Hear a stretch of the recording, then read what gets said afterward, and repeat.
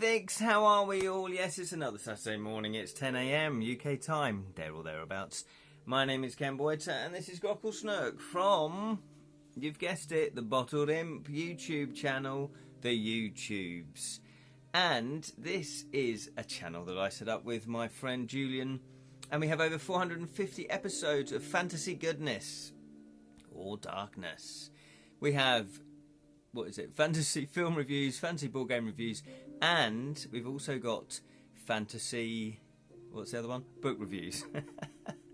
It's too early in the morning. I don't know why I do it at 10 o'clock. I need more sleep. Yeah, so go over and check out the Bottled Imp YouTube channel.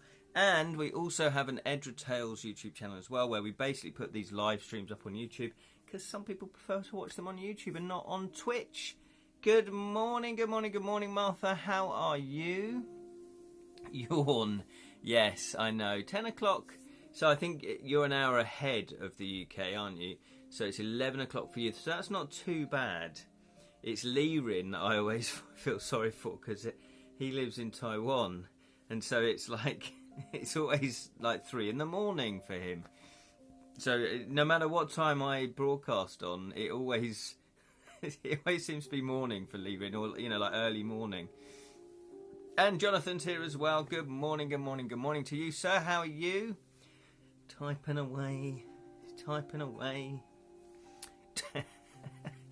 What am I, some sort of idiot? Yes. Yeah, he said that a bit quickly, didn't he? Martha is tired, not fully awake, and kind of nervous for Ollie's adventure. Oh, you've got Ollie's adventure. Is that today, then? Do you know what? It's easier said than done, and I'm going to give you advice that you shouldn't really give. Don't be nervous. Don't be nervous. Ollie, as you know, you've done a few of his already, haven't you? They're great fun. Ollie's such a nice bloke. He really is, and he's such a great entertainer. You know, it will be beautiful. It'll be lovely. It'll be a really cool experience for you. Jonathan's been up for hours. Have you really? Have you been working, or you been out for a walk? I bet you took the dog for a walk first. Did you do that first? I'm not a dog walker. Or a dog. Yeah, I've never had a dog. I kind of like dogs. It's because I was attacked when I was a kid. That's always put me off. It wasn't a massive attack, but it was enough for me to go, whoa, okay, these don't mess about. So I've always been a bit wary. Whereas cats, cats are bonkers. Cats are great. You have no idea what they're thinking. They're totally random. Oh, it's tomorrow. Okay, well, enjoy it. Really try to enjoy it. I'm sure. Yeah, you've done a lot of them, actually. But it's kind of a good thing to be nervous. That means it's important. Oh, that's true. That's a good way of looking at it. You can use your nerves, you know, for the better. Yeah, that's a good point, actually. It's weird, because I've done, you know, I do acting, you know, at the weekends, do murder mysteries. Got another one this weekend. I've done I think this is my 338th, but who's counting? So I've done over 330 murder mysteries over a 15-year period. And when you do something that regular, I just do not get nervous anymore. I don't get nervous anymore. And one of the main reasons is because of preparation. You know, if you know your lines, it's all, you know that you've done the work, then, you know, I'm not nervous. I've done it so many times. I think it's obviously when you feel underprepared. So if you're doing a role-playing game, but you haven't got any work to prepare beforehand, then, you know, that is, I guess you want to make a good impression, don't you? That's what I would do. And I know whenever I played Dungeons and Dragons with people, or, you know, done that kind of thing that you're going to be doing tomorrow, I always want to make people laugh. So I have to remember that maybe this isn't the sort of arena, you know. So, and I have to make sure that I don't take over the situation. So, good morning, Lirin, or afternoon, or evening. It's an evening for you. Apologies for falling asleep on Wednesdays. No worries, Lirin. You know, it's in the morning for you. You're invited to a New Year's lunch by Mum's best friend on Thursday. Sounds great. My brain subconsciously told me to have more stamina the next day for good manners. Exactly. That's absolutely fine. And switched off in spite of the adventure at hand. Yes. Well, James did comment. No, he didn't. He didn't. I'm winding you up. He didn't. There's a spider. Yeah. Don't you talk to me about spider. Oh, did I have a dream about spiders a couple of days ago? I might have done, but I can't remember it now, as per all dreams. Yes, we did play Quad Portal by James Orquette, and we did finish it. We did finish it in terms of the second adventure. So we've played two adventures from this, as you know, Ripper Reaper Man and also Tormented Tower. We did finish it. You can watch the ending if you want to when it comes out, Leon. I'm a little bit behind. Oh, that's a good point. I'm a little bit behind in transferring the videos on Twitch to YouTube. So if you do watch them on YouTube, I do apologise. It's just that remember that evening we had where it all glitched and I couldn't read your comments? Well, there's about 3 or 4 false starts. And I thought when I put it to YouTube, I'm going to edit them together. I'm just going to, take away all the full starts and just put the opening one and then the proper one where we do the actual live stream. But I just haven't had time. On a lighter note, chocolate is toxic to canines. Yes, exactly. Werewolves are canines. I think you've cottoned onto something here, Lerin. Would it therefore be dangerous for them to eat chocolate as they transform into their canine forms before it's fully digested, I wonder? That is a very good point. If you ever meet a werewolf, try it out. Just offer it a Mars bar. There you go. See if it happens. Give it a wagon wheel. Maybe I prefer a wagon wheel. Or a curly whirly. If you don't know what those chocolates are, Google them. Hello. Welcome to my childhood. So, what have we all been up to? Have you been up to much during the week? Have you managed to progress your projects any further? Jonathan, how are you getting on with your game book, Shakespeare versus Cthulhu? Have you written have you written a play in the style of Shakespeare and that you're going to discover it in your back garden? Oh, William Shakespeare must have lived here at some point. Those missing years. That's how you get publicity. That's how you get publicity for your book. Oh, you're cracking on with that one next week. Oh, so you've got more clandestine work you're working on, or you've just been lazy and just sitting there drinking the Kraken. Not much creative stuff for Martha. Very stressful week. Oh, sorry to hear that. Big hugs for you. At the moment, I'm trying to finish a book that will not die. That's not the Box of Delights, is it? No, because that was the RPG, wasn't it? The book that will not die. Try as I might, I cannot finish it. That just sounds like your hard drive's failed and you've just lost all your work. That's the book that never dies. Drinking the Kraken sounds like a euphemism along the lines of chasing the dragon. Yeah. Well, Jonathan, you should know. Yeah, don't worry, I'm just drinking the Kraken. No, was it? Yeah, just drinking the Kraken. It does, doesn't it? Yeah, it's a little bit wee. How are you? Hey, look at that. We have Dano. Dano is back in the house. How's Dano Devil? Yeah, some good thanks. How is everybody? Oh, hello to Switzerland. Famed for your chocolate and your mountains.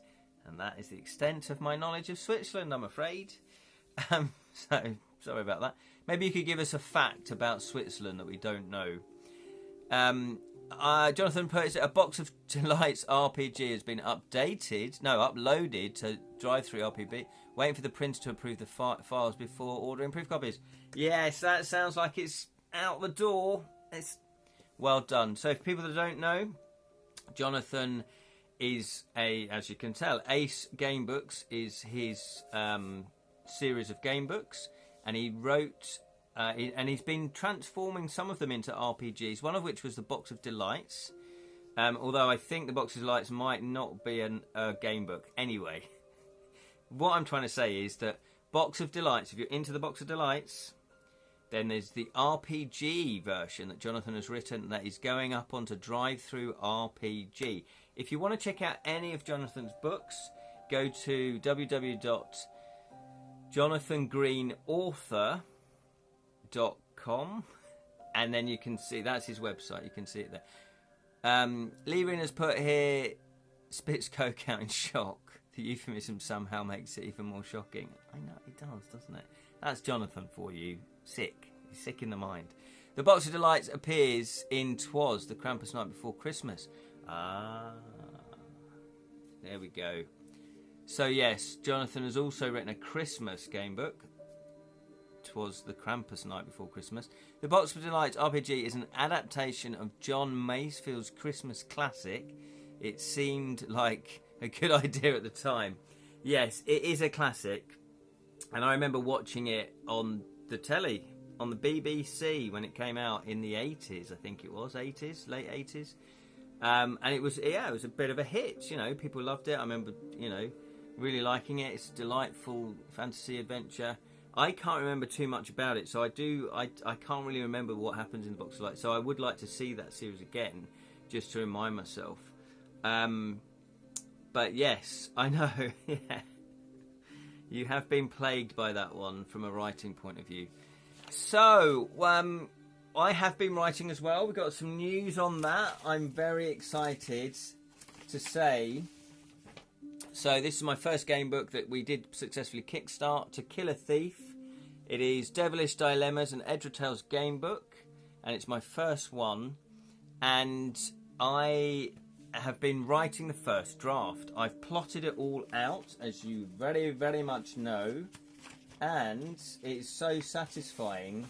Honestly, it's such a satisfying feeling when you turn another page and you go, that's another page of entries done. I've written 200 entries, which is halfway. Halfway. I don't want to give too much of it away. Halfway. Woohoo! When I said I've written 200 entries, I've actually written 198. And I had hoped to get the last two done yesterday, but I didn't have time. But I'm going to say I've done 200. At first, it was meant to be Twas supplement, but it ended up longer than the Twas RPG. Oh, I see. So it was within that one. Oh, I see. Well, I guess the thing is, though, when you're writing something, do you curtail it because, you know, you can't spend as much time as you have done on it? Or do you go, no, in order to do justice to this bit of work, it needs to be this length? And I personally think I would have probably done what you did and just written the story as it's coming out and written it the length it should be, because otherwise you'd feel a little bit like, oh, I didn't really do a good job on that. So for me, you know, it's that kind of thing. Lerin has put, have to get a new set of earphones for iPhone after accidentally leaving him last pair on the jacket before putting said jacket into the washing machine and dryer. Oh, that is the downside for earphones that are wireless. See, back in our day, we couldn't do that. Big headphones. I'm going to need to write about 300 sections in... My Jiminy, Jonathan, that is a massive task. 350 sections in February to finish Shakespeare versus Cthulhu. Having published the table of contents, I couldn't shorten it. I think I see your I think I see your schoolboy error there. Yeah. That's fair enough though, because when you're doing a Kickstarter, you want to make it as interesting and give as much information as you can, and that's what you'd plan. 350 sections. Oh no, is that for the RPG? The box of RPG is rather like like HS2. Yeah, you're too committed now. You can't pull out. You've put time and effort into it, and maybe a bit of money, and it's like, right, I can't. I'm committed. Spent a certain amount of money. Oh, there you go. I'm ready. I kept throwing good money after bad to finish it, even though it won't have paid for my time. It won't make me. Oh, that's heartbreaking. That is heartbreaking.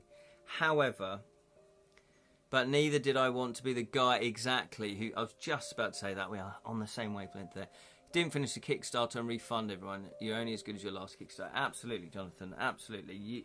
You've got integrity. That's basically what it is. You've got integrity, and you've said, look, this is what I'm going to do, and you've trusted me. You've given me money to make it happen, and it's gone a bit wrong. It went a bit chaotically wrong for some reason, and rather than bail on them, you've said, no, I'm going to finish this no matter what it takes, and that says a lot about your character, Jonathan. That you're a drunk. No, not that. Leading to the odd sight of me listening to the stream holding the phone next to my ear. Hello, I'm listening to a pod web. Hearing that aid Professor Calculus in Tintin uses, yeah, that big. Hello, what are you? Jonathan has put, I'm determined to have written the next project before crowdfunding it. Yeah. Yeah, well, that's what we did. Weirdly enough, what we did when we first... so Rich, Nan and myself, Rich is the artist, fantastic artist. When we did the Story Spark cards, we finished it. We finished it before the Mythical Creatures one, the first one, before we actually even launched the Kickstarter. I was so paranoid that we wouldn't finish it that I thought, no, let's get it all done and then we'll do the Kickstarter. So all we had to do was pretty much send it to the printer. With the second one, though, that didn't happen. Oh, Martha. It says I'm a drunk idiot. What? Who? Who says that? That wasn't me. Don't you... Is that Grocklesnack? He's always saying stuff like that. You got to ignore him. Just ignore him. Yeah, the Magical Objects deck, we didn't get it done before the Kickstarter.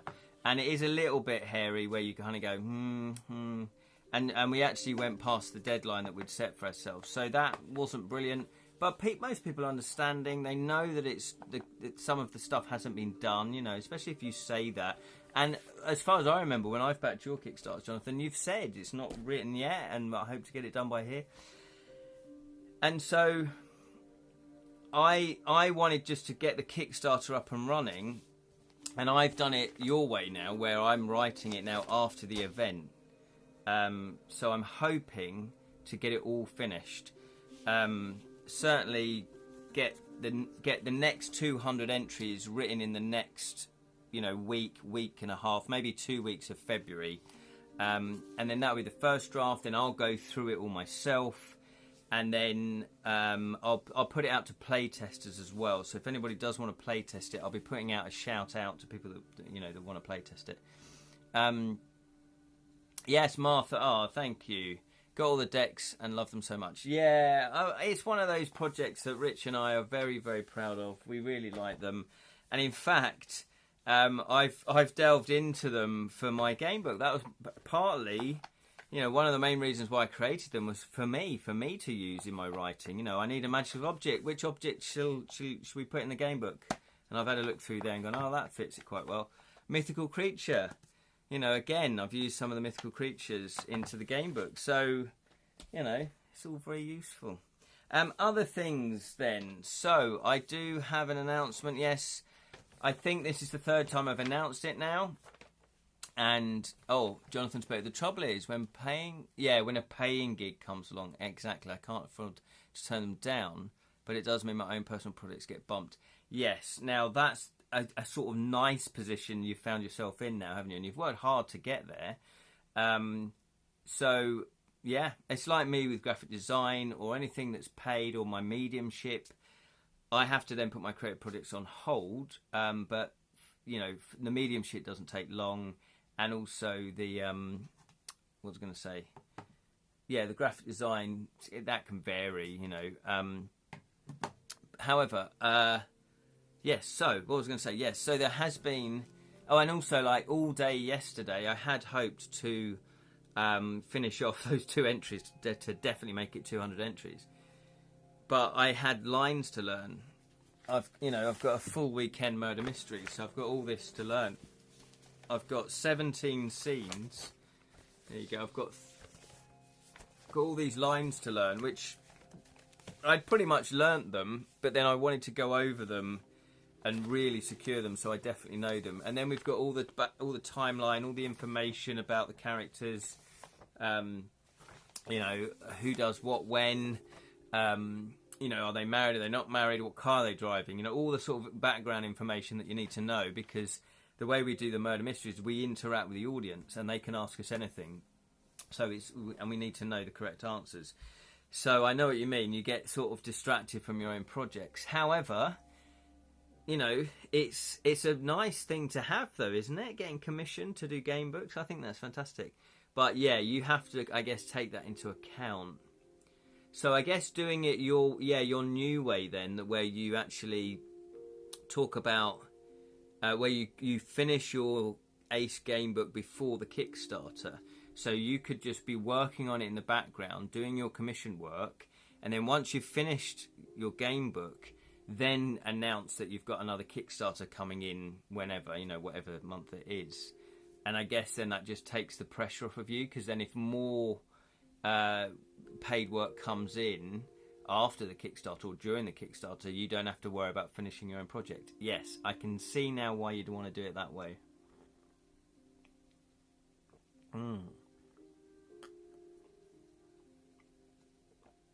So thank you for anyone that's followed the channel, by the way. Really, really appreciate it. Thank you, Mazogar the Dork. They were the last person, I think, that followed the channel, so thank you very much. So, as we've got here, Guildlands. Yes, Kedrick and myself, have a new game coming out that's being published by Outset Media and Cheatwell Games. Guildlands. It says, choose your guilds, lay your tiles, rebuild the city. So there we go. So that is the cover of the box, which we're really happy with. And I don't know if you can see all the detail, but all the detail reflects the actual guilds, you know, and what we've got going on in the game. So it's very subtle, because at first glance you just go, oh, it's just another medieval town, fantasy town. That looks cool. Oh, thank you, Jonathan. But there's actually, it does reference things within the game as well. You've got standing stones, and you've got statues, and you've got various other things going on, trees, things like that. So, Jonathan, do you remember when we got this signed years ago at UK Games with that other company? Don't mention the company. Do you remember that? When we went to dinner. This is the game. Yeah, this is the game, but it's now with a different publisher. And I won't necessarily go into the details why. It's nothing bad, it's nothing terrible. But yeah, so it's with a different publisher. And we're very happy with the progress of how it's all gone. They're a lovely publisher. They are the same publisher that has done the Crooked Crown. So we've got a very good working relationship with them. And it is coming out, fingers crossed, at the UK Games Expo. And yeah, very excited. Now, so Kedrick and I have been, this is again why I've been slightly distracted from the game book, you know, because I've had to be dealing with this. And that was the project that I couldn't really talk about. It went a bit dark, because you probably remember, you might not, but you might remember where, you know, we did, that was like the prototype, and it's a tile laying game. And, you know, and then suddenly I didn't talk about it. But it's because it had been signed by Outset Media. And therefore I just thought, oh, I better not talk about this now. But this is the sort of level of detail we're going to, okay? You won't be able to pick it up on the screen, I'm pretty sure. The graphic designer, this is a sample of the tiles that are going to be used. And you've got the original ones that were done. Then we've got the no wash, so there's just a slight wash on the background of those. Then no wash, no background, so they're completely white tiles. No wash, lighter background. No wash, lighter background, lighter roads. And then you've got no wash, lighter background, lighter roads, colour separated items. And we had to choose which tiles we prefer. So when some people go, how much for a game? 40 quid? We've spent so much time developing this, seriously. Kedrick and I alone have spent so much time. But this is the level of detail that they want. They want to make a good quality product. So they're looking at, you know, just the minute details, you know, and they're very subtle changes, but we want to get it right. So that's why I'm very happy with Outset Media and Cheatwell, because they do want to make good games, definitely. So there you go. So that is very exciting. And again, these are just some of the early designs of they're not this size, but each player plays a guild. We've got the roads, we've got the merchants, we've got the druids, we've got the gardeners, we've got the wizards, and we've got the city watch. And each person scores off a different symbol on the tiles. So if you're wizards, you'll be scoring off the wizard's tower, the purple wizard's tower. If you're the merchants, you'll be scoring off the markets. If you're the city watch, the towers, you know, the blue towers. And if you're the druids, the standing stones. If you're the roads, then you will be scoring off the roads. And also if you're the gardeners, you'll be scoring off the trees. Now, as you can tell, each tile has a number of different symbols on. So you might inadvertently sabotage someone else by taking that tile. And so it's a game of, yes, the balance of building up your own score, but also potentially sabotaging someone else so they get a lesser score. Grockles looks like he's seen something. He's always seeing into the veil, across the veil into other realms, Martha. For the werewolf spy conversation from last week, would a werewolf operative be able to blur himself with the cover of being his lady partner's pet husky? Probably. Not ever changing to human or wolf metal, but I think they have to. I don't know if they've got traditional werewolves have got power. It's only if the moon comes out they have to change. As soon as the moon goes in, they change back. So I don't know if they can just stay wolf from while she maintains her beautiful foreign socialite cover while enemy territory, can even pass as a husky. That sounds pretty cool, actually. Or yeah, they're either spies or they're detectives. They're like the good guys. It depends. Yeah, Lady and the Husky. It's like Husky and Hutch. Lady and the Husky. I like that. That's pretty cool.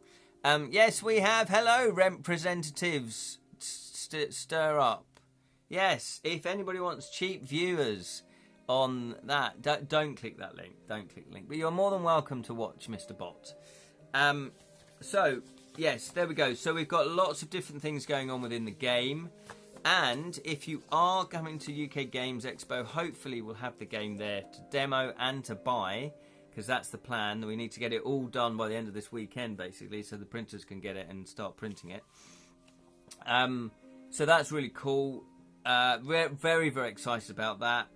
This game is, I would say, mid-complexity, or sort of on the upper end of light complexity, the lower end of mid-complexity. And I don't know, casual gamers might struggle with it because they're probably not used to that type of game. But gamers, we sort of pitched it at gamers, really. The more, you know, people that are into playing games like Dead of Winter and Carcassonne, and I'm just trying to look, Splendor, Small World, Talisman. So, yes, that's very exciting indeed. So there we go. What else have we got going on? Will it be for sale at the UK Games Expo? Yes, Jonathan, hopefully it will be. We need to sign everything off pretty much by Tuesday of next week. And we're so close to signing everything off. The graphic design has been great. And putting all the elements together. The artist, by the way, is a guy called Blue. And I believe he lives in Poland. So this guy called Blue, he's done a really fantastic job. He did all the tiles as well, so we're very happy with that. And yeah, if we can get it signed off this week, then we should be able to get it back. Because we need to get it on the boat by the 1st of April. That ain't no joke. We need to get it on the boat, and then it will be shipped from the factory from China, and then into Cheatwell and Outset Media's warehouse. And then, but we should be getting but we get a prototype copy before that. So I will, because weirdly enough, I live very close to the printer, the guy that commissioned us, Paul. We live very close to each other, which is such a coincidence. It's great. So he'll no doubt say, come on round, have a look. I'll show you the prototype. And yeah, so very excited about that. I might even say to him, can I borrow the prototype to show you guys and put it up on social media? So there we go. Yeah, so if you want to, you might... Oh, yeah, no, well, maybe we could play it afterwards. Maybe we could play it afterwards. Yeah, we must meet up, Jonathan. We didn't do that last time because I was pretty much demoing with Cheatwell and Outset Media, and I kind of felt like I needed to hang out with them. But this year I might not. I might hang out with them on 2 nights, but we must go out for dinner and then maybe we could play a game of Guildlands. If you want to, obviously. And Leaving has put a canine form would have easier time infiltrating air vents. Yeah, that's true. Than an average sized human, like Bruce Willis was in the first 2 Die Hard before he buffed up too much from 3 onwards. Apparently, real air vents aren't that big. You can't get a person down them. But hey, I don't want to spoil people's fun. And here's another shocking thing. I've never seen Die Hard. Yeah? Sue me. Never seen Die Hard. Never seen it. Eating snacks and not sharing them.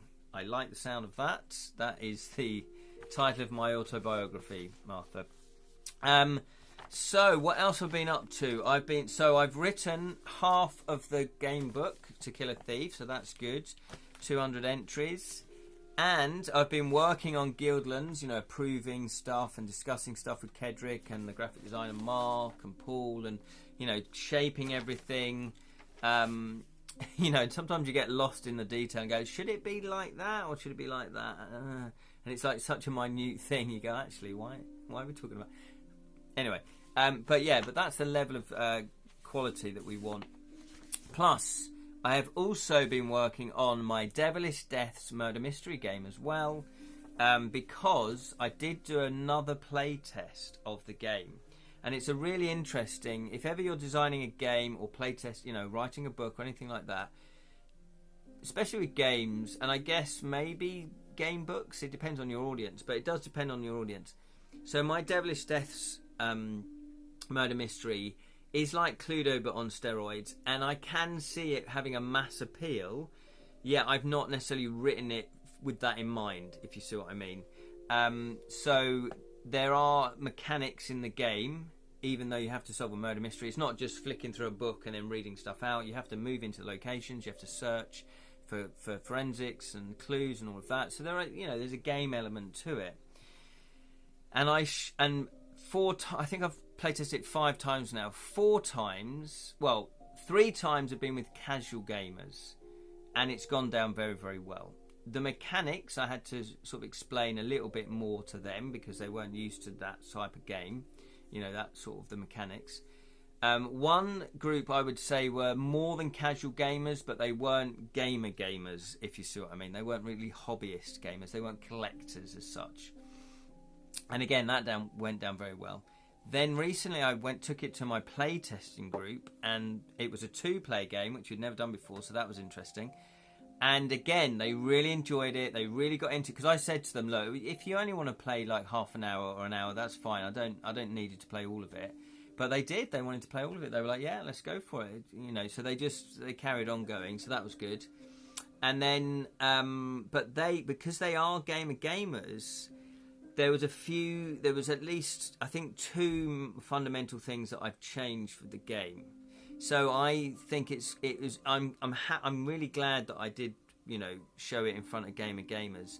Now I do have a board game group, so that was my play testing group. So there are other designers, but I do have a board gaming group where it's enthusiasts, gamer people that go along and they play already published games. And occasionally, you can sort of drop in a play test. You can say, oh, do you mind play testing this game? Because they are very enthusiastic about stuff like that. Can't do it that often because, they're not there to play test games. They're there to play games that are already being play tested. That's their enjoyment. So I've now done version 5 of the rules. One of the main rules that I took out was the movement.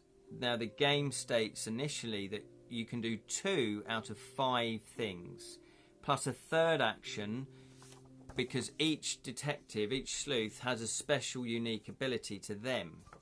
Now, they made a very good point. They said moving takes 1 action, so I've only got 1, potentially 2 other actions to do. And it doesn't feel like you're doing a lot. So it's like, yeah, fair enough. So they said, why don't you make the move action free? It's like, that is a very, very good idea.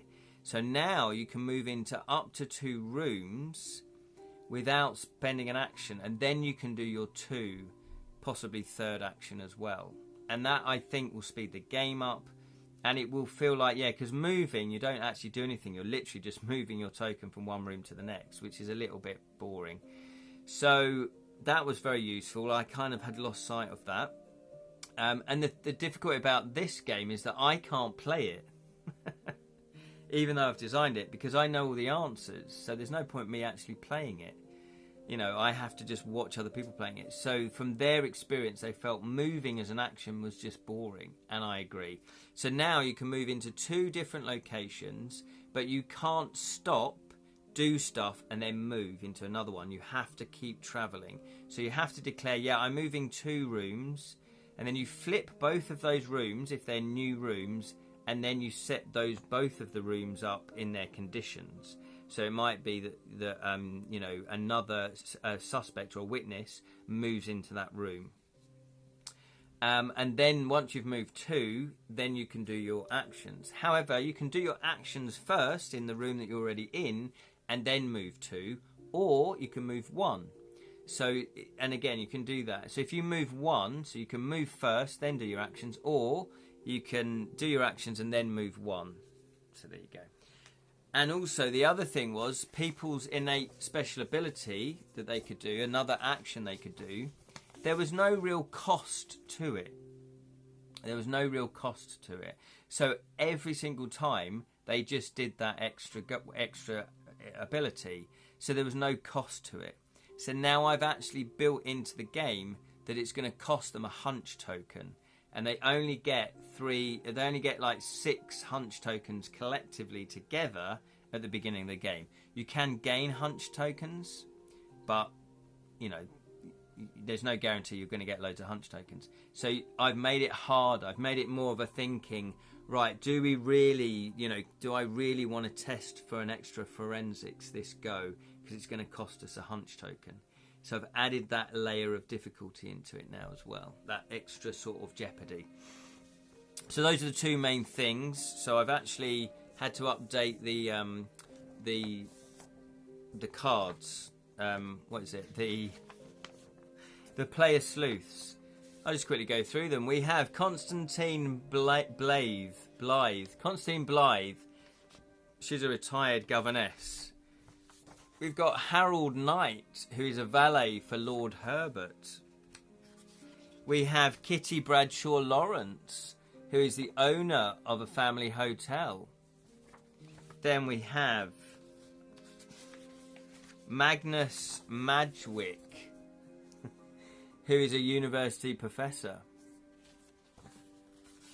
We have Radley Ralston, who is a tailor for Frederick Halston and Co., Savile Row, Mayfair, London.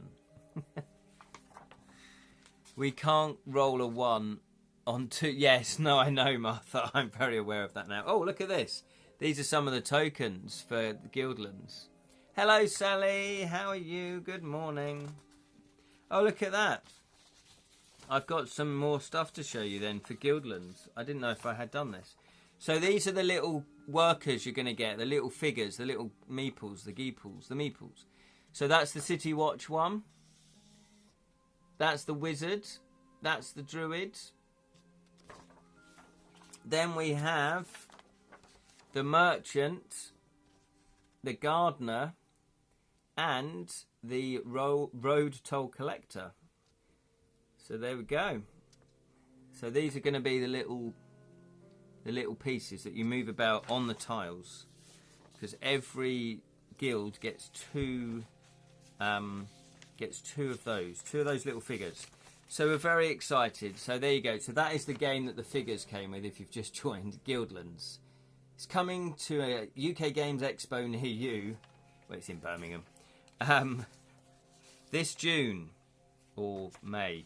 Is it June? Early June, isn't it? Sally's okay, thanks. We've just gone for a run. 23 minutes non-stop. Why? No, well done, Sally. Well done. For which many people might be a mild warm-up, but for it's a big achievement. That is a massive achievement, Sally. That's excellent. Yeah. Celebrate with a big bacon sandwich and a mug of tea.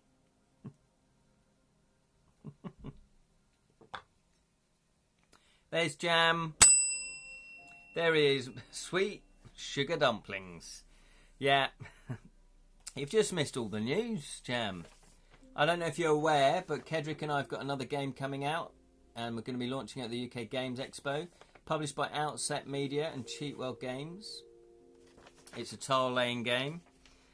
How are you, Jam? Are you good? Are you good? Hopefully you're good. Jam's always Jam. Are you doing Ollie's adventure tomorrow as well with Martha? That'd be fantastic. So there we go. So that is the next thing that I've been doing. And I obviously had to update the rules for Devilish Deaths. Because I do want to move that project along. Because again, it is so close. It's so close to being pitched. You know, getting it ready to pitch it out to people. So what I'm going to do is... I'm going to play test it one more time with my St Albans board gaming group. If they would, you know, if they kindly agree to play test it. And then hopefully, because they're gamer gamers... Hopefully I'll get some, you know, valuable feedback from them as well. I know I will. And hopefully they'll enjoy it. And hopefully there's nothing to change because I've made all the changes. And that'll be, I think, the 6th or 7th playtest of the game. And I think that's enough. And we'll get it ready for pitch. So there we go. There we go. Warlock Jam. Half-hearted Harry is back. What? Half-head Harry is back. Oh, is that part of Ollie's thing? Yeah. Drinks, coffees, munches, and apple crumble biscuits. Exactly. Great stuff, Ken. Oh, thank you very much, Jam. Wrote like mad yesterday. Here we go. 5 more locations and encounters before the big bad battle. Oh, yes. Well done, Jam. Sounds like you're making great progress on your game book. Just to let you know then, I've written 200 entries. I'm halfway there now. Halfway there with my game book. So it's all shaping up nicely. There you go, halfway. It's official. And I hope to finish it in the next 2 weeks. That might be a bit pushing it, but we'll see. So well done. Martha is eating salty caramel fudge with hot chocolate on the side. Martha, you're living like a queen. That sounds delicious. Absolutely delicious. What else have we got going on? Oh, yes. I still have this burning desire, if you're creative, to make more of these. Not everybody make more of these, but, you know... Why? I've got so many projects on the go. Why am I getting obsessed with these little heads? Skeg heads. As we thought we'd call them. Skeg heads. For all you know, I might be a queen. Yeah, oh, that's true. Although, yeah, you are more of a smuggler, more of a rogue. Yeah, so I kind of did, and I was looking for clay. I was thinking, I'm sure I've got some more clay somewhere, and I couldn't find it anywhere. And then just as I was setting up today, I mean, you know, rearranging the dungeon, I was like, oh, it's on my windowsill. And this is the clay that Sally bought me. I think it was for a birthday or Christmas. So, look, I've got all the stuff, got the tools. And, oh, I didn't realise it came with acrylic paint. I didn't realise that. I'm discovering it again, too. Oh, I've not got a lot of clay left. Oh, no, I do. Oh, that's amazing. Look, I've got a whole pouch worth. It's unopened, so hopefully it's still going to be good enough. Yeah, it feels squidgy. Oh, that's amazing. Right. I've got the clay. I've got the tools. You're a tool. So, I'm going to be making... with all my free time that I have, some more of these, some more skegheads. Noah's meaty tubes. For all that tubey goodness. So there we are. So that's pretty much me done, I think. Oh, the other thing is, yes, we did finish James Orquette's book, Quad Portal. There are 4 stories in here. We played 2 of them. If you want to check out the other 2 stories, then go to Amazon. You can check out, type in Quad Portal or James Orquette. James Orquette. Check them out. We finished that. Thoroughly entertaining stories. Very well written. Lots of atmosphere. Great idea. So yeah, well done. And that was his first attempt at doing gamebook stuff as well. So that's fantastic to see. Oh, the other thing is Lovejoy news. So I'm getting obsessed with Lovejoy again. I used to love watching it on telly. Book 1, Red. Controversial. Book 2, Gold from Gemini. Still a little bit controversial, but not as much as the first one. And now I'm on book 3, which is the Grail Tree, which hasn't really got any controversial stuff in it as of yet. But they're good. They're good stories. They're cozy stories. They're familiar. They make me laugh. They're brilliant. I love them. So there's about 20 of them. So I will be working my way through them. And the other thing to say is, we are going to be doing a new game book this Wednesday. I'm not sure which one it's going to be yet, so I'll have a look through my bookshelves, because I know I've still got books that I've not yet played. So we might do that. It might even be an old fighting fantasy. Now, I know some of you have already played those, so I'm not, I don't know. We'll have to work it out. Maybe I will. I keep saying to put a poll up on the Edra Tales Facebook group. Steals Harry's gold pouch and runs off. Yeah. Hello. A little bit wee. That's my girl. So there we go. Thank you for watching. I've got to be. I normally like chatting longer, but I really can't, because I've got to go and have a bath. Actually, I've done the live stream stinking. I woke up too late for a bath before the live stream, so is that too much information? So I've got to go and have a bath, then I've got to pack for my murder mystery, and then I've got to leave pretty soon afterwards. So I do have to be pretty tight on today's time. Martha's a smuggler at heart. Yeah, I know that, of course. Take care of yourself. Thank you very much. Good night, everybody. Yes, it's been wonderful to chat with you guys again. I really, really appreciate it. I will be putting all of these up on the Edra Tales YouTube channel. And also, Twitch is now working again, so you can see these episodes on the Edra Tale Twitch channel if you do want to watch them back again, or if you miss any, or, we've got quite a few episodes now, so if you want to go back next week. And also next week, I will have a little bit of a cool announcement about Talisman, and that's all I'm saying. Okay. Thank you for watching. I really appreciate it. Thank you, Jam. Thank you, Martha. Thank you, Lyrian. Thank you, Sally. Thank you, Jonathan. Thank you, Steve. Thank you. There's someone else. Yes, Dano. Thank you, Dano, for watching as well. Hopefully that's everybody that commented I have mentioned. Yes, good night. Good night to you all. And if I have missed you out and you are watching and you haven't commented, I don't know who you are, because Twitch doesn't allow me to see that information. It's only when you comment that I know who you are. But if you are watching, you are more than welcome to watch. And thank you for watching. Take care, everybody. Have a lovely rest of the weekend, and I will catch up with you soon. And remember, may your thieving never be caught. Always. No, it's not always. Why do you make me say that?